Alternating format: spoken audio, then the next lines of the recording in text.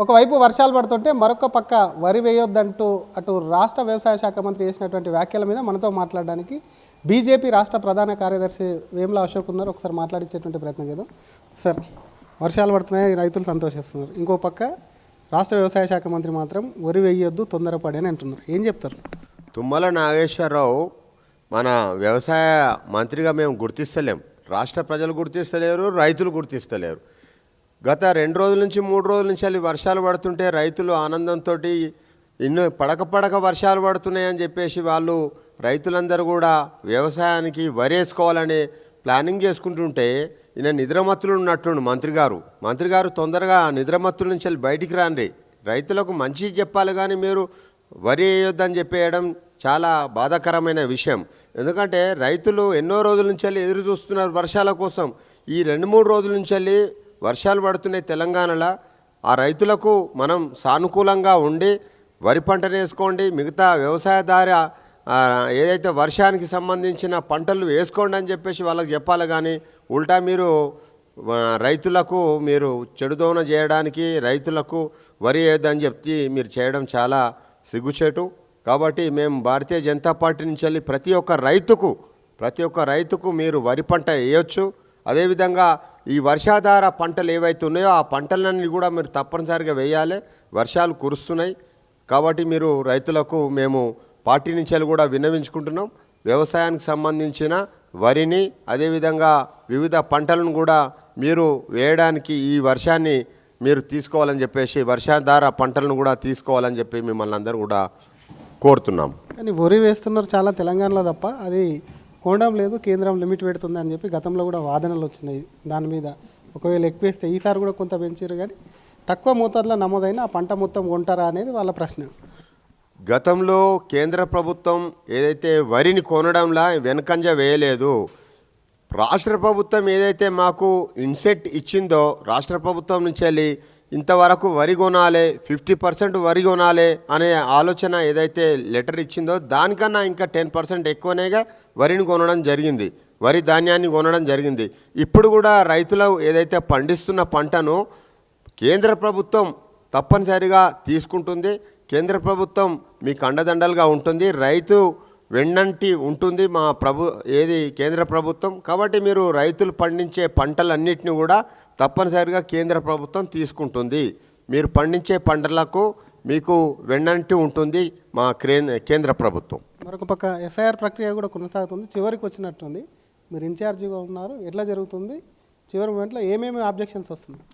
ఎస్ఐఆర్లో రాష్ట్రం మొత్తం కూడా ఇప్పుడు మనకు రూరల్లో అంటే గ్రామీణ ప్రాంతాలలో 92, 93, 94% ఎన్యుమరేషన్ అనేది పూర్తి జరిగింది.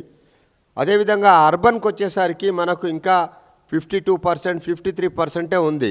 అంటే ఈ అర్బన్లో ఉన్న వాళ్ళు, ఉదాహరణకు గ్రేటర్ హైదరాబాద్లో ఉన్న వాళ్ళు ఏంటంటే ఇక్కడి నుంచి వెళ్ళి వాళ్ళ సొంత ఊర్లోకి వెళ్ళి సొంత ఊర్లో ఓటును నమోదు చేసుకోవడం జరుగుతుంది, ఎన్యుమరేషన్ ఫామ్ని ఇవ్వడం జరుగుతుంది. కాబట్టి ఇక్కడ ఎవరైతే బిఎల్ఓ అధికారులు అక్కడికి వెళ్ళగానే వాళ్ళ ఇంట్లో ఉన్నవాళ్ళు ఊర్లో మేము చేయించుకున్నామని చెప్పడం వల్ల అక్కడ 2 ప్లేస్లలో ఓటున్న దాన్ని వారు ఒక్కటే గుర్తించుకోవడం, ఊర్లలో వేయించుకోవడం, అదేవిధంగా ఊర్లలో మన ఎన్యుమరేషన్ ఫామ్ ఇవ్వడం వల్ల అర్బన్ సెక్టార్లో ఇది తక్కువైంది. ఇప్పటివరకైతే మాకు అందిన సమాచారం ప్రకారం అర్బన్లో అంటే హైదరాబాదు, గ్రేటర్ హైదరాబాదు, పట్టణాలలో, కరీంనగర్లో, వరంగల్లో ఇట్లా అర్బన్ ప్లేస్లలో మనకు చాలా ఎన్యుమరేషన్ ఫామ్స్ తగ్గినాయి. దానికి బదులుగా రూరల్లో జరిగింది. ఓవరాల్గా మొత్తం చూస్తే రాష్ట్రం మొత్తంలో కూడా ఎన్యుమరేషన్ ఫామ్స్ను మనం 92, 93% వరకు ఇది జరిగింది. ఇంకా 3వ తారీఖు వరకు మనకు ఎలక్షన్ కమిషన్ నుంచి వెళ్ళి మనకు 3వ తారీఖు ఉంది. కాబట్టి రాబో రోజులలో కూడా ఇది స్పీడ్ అందుకొని మొత్తం అర్బన్ అండ్ రూరల్ మొత్తం కలిపి పూర్తిగా జరుగుతుందని చెప్పేసి మేము విశ్వసిస్తున్నాం. గత 2 రోజుల నుంచి 3 రోజుల నుంచి వెళ్ళి వర్షాలు పడుతుంటే రైతులు ఆనందంతో ఇన్ని పడక వర్షాలు పడుతున్నాయని చెప్పేసి వాళ్ళు రైతులందరూ కూడా వ్యవసాయానికి వరేసుకోవాలని ప్లానింగ్ చేసుకుంటుంటే ఈయన నిద్రమత్తులు ఉన్నట్టుండు మంత్రి గారు తొందరగా నిద్రమత్తుల నుంచి వెళ్ళి బయటికి రాండి. రైతులకు మంచి చెప్పాలి, కానీ మీరు వరి వేయొద్దని చెప్పేయడం చాలా బాధాకరమైన విషయం. ఎందుకంటే రైతులు ఎన్నో రోజుల నుంచి వెళ్ళి ఎదురు చూస్తున్నారు వర్షాల కోసం. ఈ 2-3 రోజుల నుంచి వెళ్ళి వర్షాలు పడుతున్నాయి తెలంగాణలో.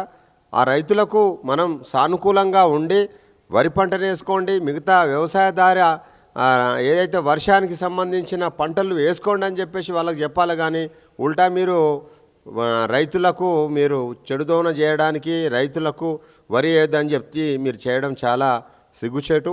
కాబట్టి మేము భారతీయ జనతా పార్టీ నుంచి వెళ్ళి ప్రతి ఒక్క రైతుకు మీరు వరి పంట వేయొచ్చు.